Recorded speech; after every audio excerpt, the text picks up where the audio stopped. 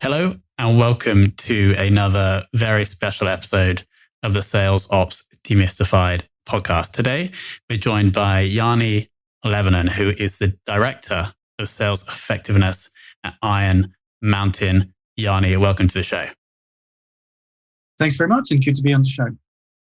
Incredible. So you have, I believe, approximately 13 years experience in sales operations. Is that accurate? I think it's about 13, 15 years, depending how you count it. So quite a long time of looking data and processes across the different companies. So you must have been in sales ops like before sales ops was like a thing almost, because in the last like 3 to 5 years, it really has become a thing. Have you seen that shift? Oh, absolutely. It's a really interesting point. So I remember when I kind of started my path in sales ops, it was with Getty Images then, and it was quite fascinating. It was something new. It was a combination of different things, looking the effectiveness and efficiencies. But I fully agree. In last couple of years, the whole term of sales operations or sales effectiveness has just boomed, and it's becoming much more common even for smaller enterprises. So let's just dig into this definitional point first. The difference between sales ops and sales effectiveness. I know you are a director of sales effectiveness. Does that sit within sales operations? Is it separate? Like, why the different name? It is a good point. I think it's the best loved child has plenty of different names. And how I like to define it, that sales effectiveness is almost your umbrella that covers all the different elements that improve the sales. So sales operations, sales enablement, commission and compensation, and then your analytics and insights. And the effectiveness umbrella kind of oversees all those different elements. Makes sense. I want to go back to the start of your career. So it was Getty Images, and I think you were there for around 10 years. What were and this might be a tricky question, but what were the sales-related initiatives that you were most proud of? Could you just give us one example? Oh gosh, one example.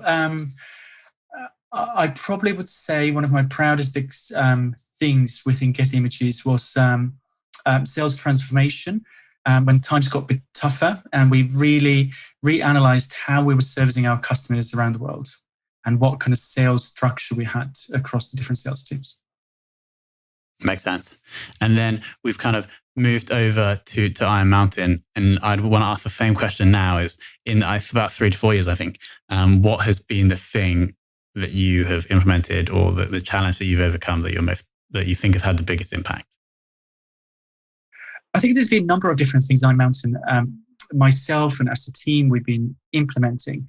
Iron Mountain as a company has been going through a fair amount of change, and lots of it we've been pushing the change internally to make the company more effective and more efficient, not just from the sales point of view, but holistically as a company.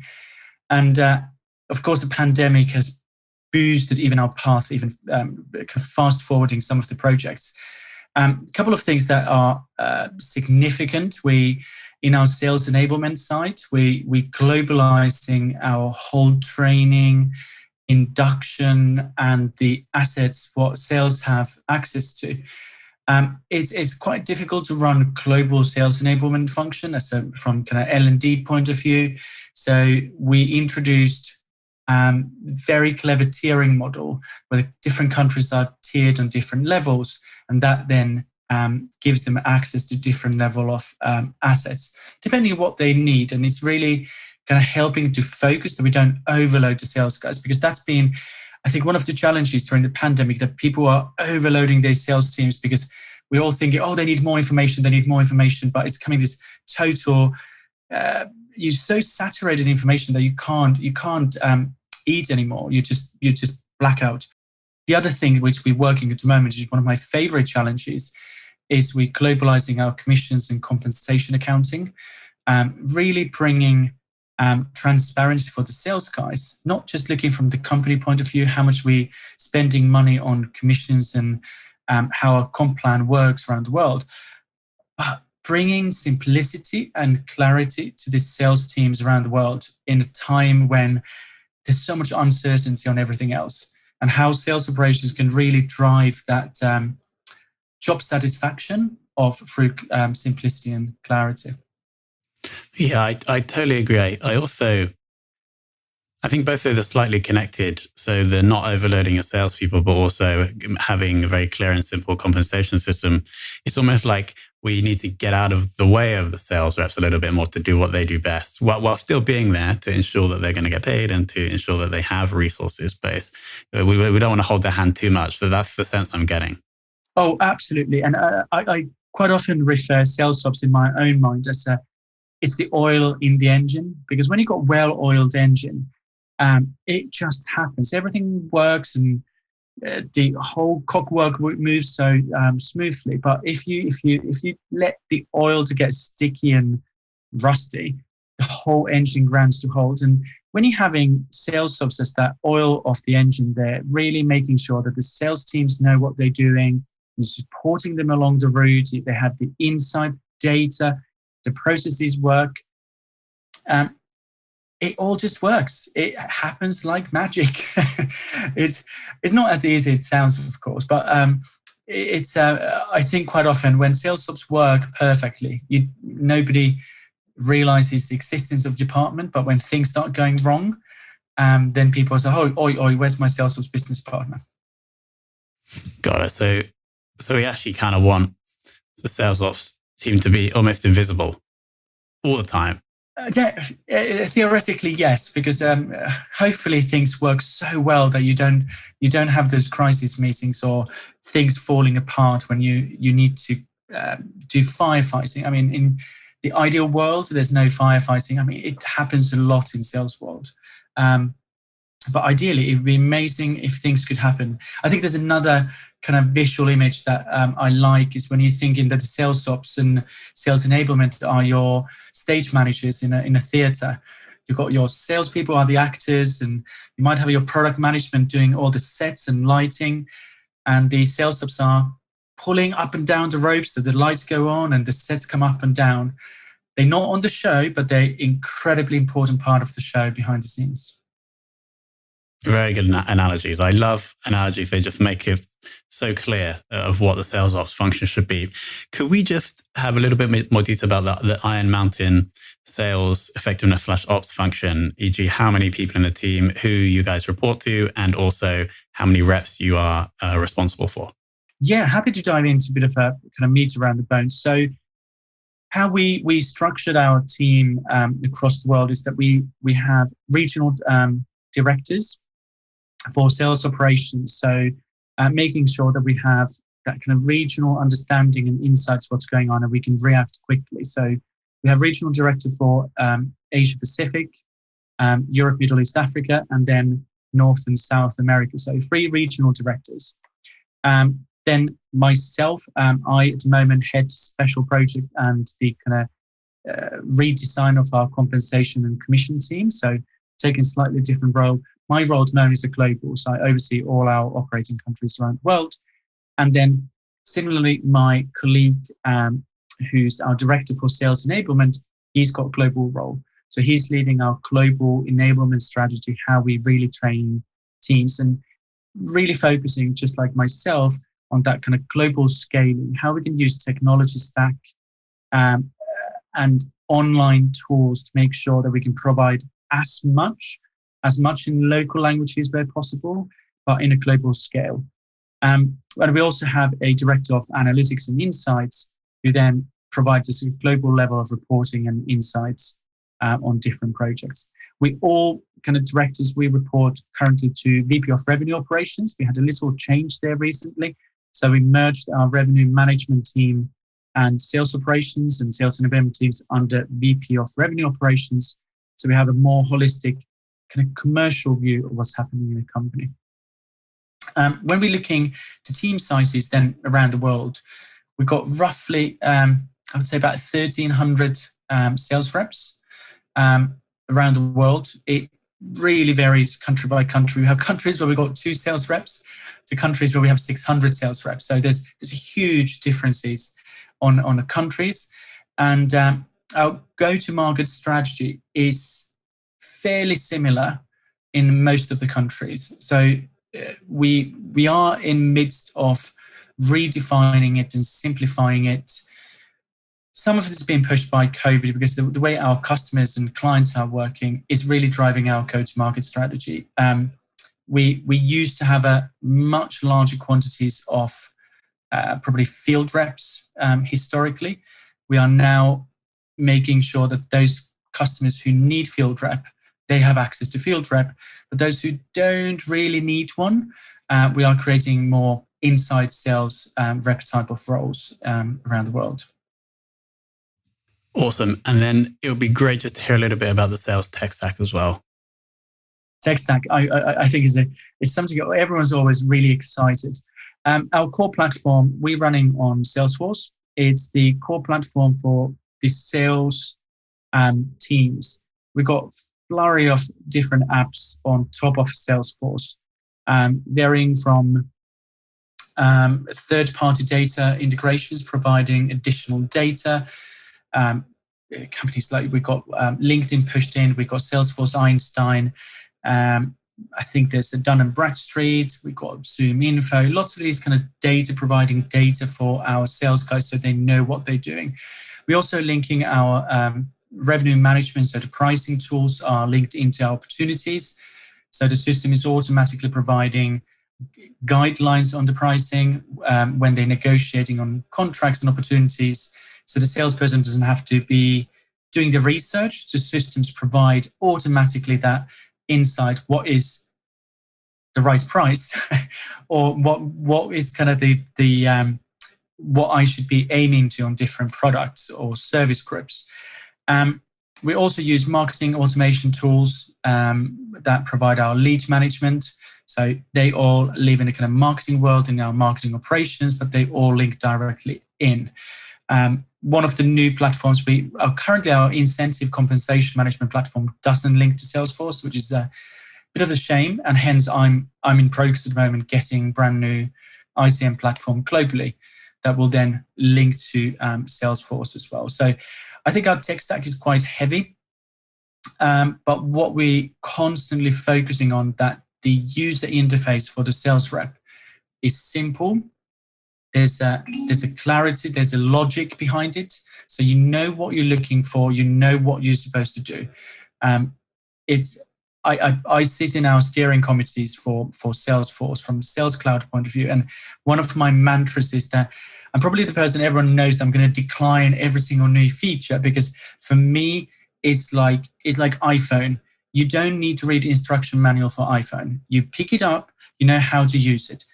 Any sales tool should be the same way. You pick it up, you know what you're supposed to do. Yeah, some things might be trickier because you're creating complex solutions for the client, but it shouldn't be so complex that you need to start reading a manual. How do I convert lead to an opportunity, or how I convert opportunity to a contract? No, it should be enough intuitive that you can use the tools. And there needs to be the value. There needs to be the benefit for the sales guy to do something on the platform, or otherwise it's not working.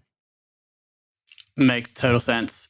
Final question from me is, who in the world of sales ops would you most like to take for lunch? Oh, I was expecting that question, Tom. And I was thinking about it earlier today. Who would it be? And I realized actually it's my own team. I haven't seen my team for nearly 2 years. I would love to just get them all together, take them out for big lunch or dinner in Boston, probably seafood, and just have a good old jolly and share all the stories from 2 years. That is a beautiful answer. Alex, over to you. Thanks very much, Tom. And thanks, Jani. That was amazing. I kept getting distracted thinking, I can't just enjoy what you're saying. I've got to think of some follow-up questions. But the beauty of so much what you're saying is it was in the simplicity of how you explained it.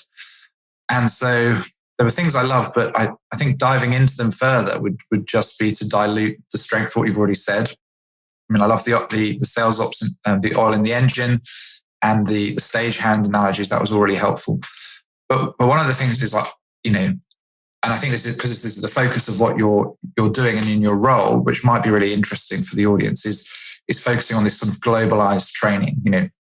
Because Tom was alluding to, sales ops is in the public kind of sense is more of a more recent kind of role, and therefore it's very big in the sort of the startup community and people that will be more geographically focused and looking to expand. So I think some more insights on how you've approached running a globalized team would be really interesting.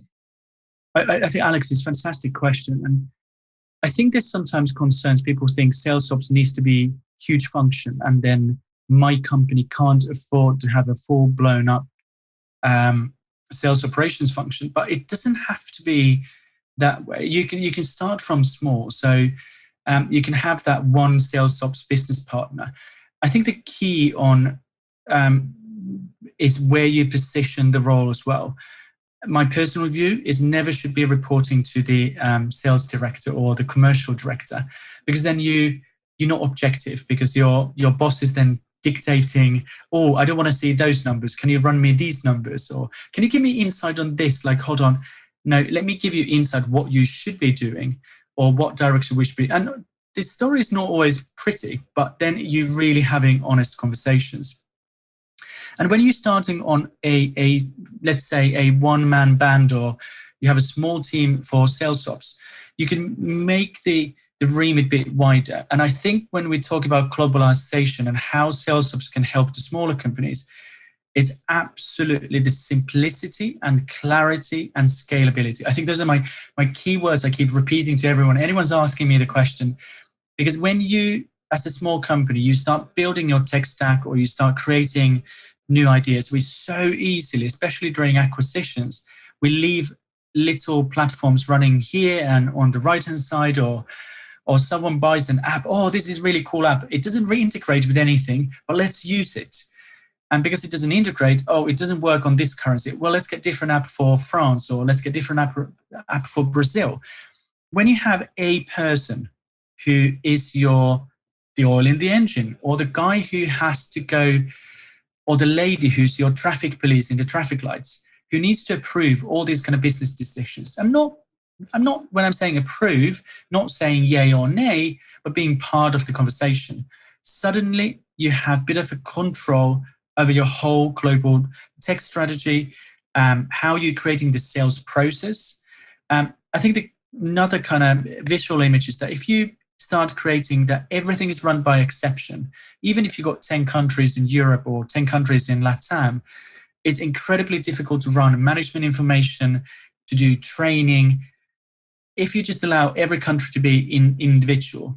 But if you think that we're all one company, and your foundation becomes the key thing, and then top of the foundation, you add those cherries on the top, which are your local culture, your local operating ways, the local contracting. Suddenly, the base of the information is standard, and you can do so much. Even as a small company, when you start expanding and growing, when you keep the foundation the same around the world, life becomes so much easier. You don't need to add headcount in every country, because you can scale. You don't have to hire a multitude of different things, because you can scale the foundation, and it's just adding, for example, languages on the top or something similar.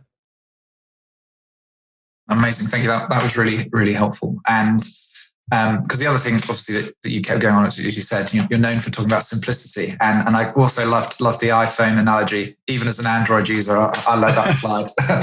But what I think of simplicity is everyone knows it when we see it, but designing it is super hard. Now, it sounds like you've spent a long time being the champion for simplicity. So I'd love to hear some tips around how you sort of solve for simplicity, so to speak.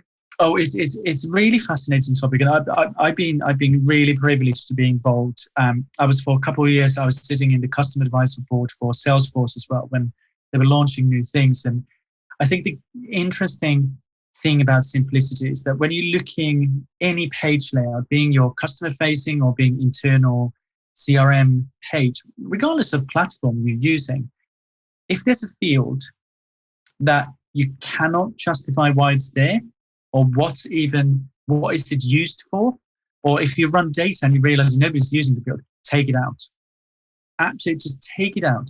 If you need to have a hidden calculation value to provide you insight, don't show it to the sales guys. If it's your reporting, if finance wants to know something, it's not supposed to be on a page layout. You don't want to give anything on that canvas that doesn't need to be there. It's very easy to add stuff, but it doesn't add any value. I mentioned earlier that anything you do, you need to make sure that it adds value to the sales process or to the individual salesperson who's using it. If you're asking information from the salesperson, or even if it's a self-service platform for the client, and you're asking information that is more likely to confuse the person, they are more likely not to use that field. And then you already wasted the point. Why are you asking something nobody knows what it is? And because the more you're adding stones along the way on the path, the longer and harder the whole path becomes, and more aggravated the person becomes by the end of the path they get there. You can have one or two little missteps there, but if you've got constant missteps, you have to constantly stop and read and understand what you're doing, it's not going to work. The other thing, which is I always think is incredibly important, is grouping the information in a logical manner. Don't just add questions or information boxes in random way on your, and it goes across everything you do. It's, again, thinking as a painting. If this is your, or I think it is a recipe almost, the first things you need to know is your key ingredients. Then you need to know how do you mix it together and how do you bake it. You don't want to start with the mixing if you don't even know what you're mixing in. And it's just keeping things in a simple, logical flow. I love sometimes just asking random people on changes, what do you think about this? And they say, well, I don't know the background for this. So like, I don't care. But if you would read this, does it make sense? And people, if they say after 5 minutes, like, I really don't understand these questions. Like, okay, so the question is wrong. Oh, no, it's probably because I don't know the industry. It's like, no, that's not industry-related question. It's asking your email address. If you don't know how to type email address, the question is clearly incorrect. Sometimes simplicity and clarity is not rocket science, but I think we make it sound rocket science because we overcomplicate something that should be so simple. Brilliant. Thank you so much. That was really, really helpful. And I'm already buzzing to go away and sort of have a bit of time to myself, just thinking about how I can apply some of these things in my area. So thank you very much, Jani. No, brilliant. All right, Jani. So the things that I think really stuck out to me and Alex, based on Alex's feedback, there is kind of the number of simplification analogies. So I've got a couple written down here. So sales ops being the stage manager, just off, like not on show, but incredibly important. Or sales ops being the oil of the cogs to ensure that the system is working fine. Sales ops being invisible, and also having sales tech almost like an iPhone. We shouldn't have to have a user's manual. And so they're the things that we've taken away and we'll highlight in all the title and all the content around this post. So Jani, thank you so much for coming on and sharing your wisdom. Brilliant. Thanks very much for inviting me.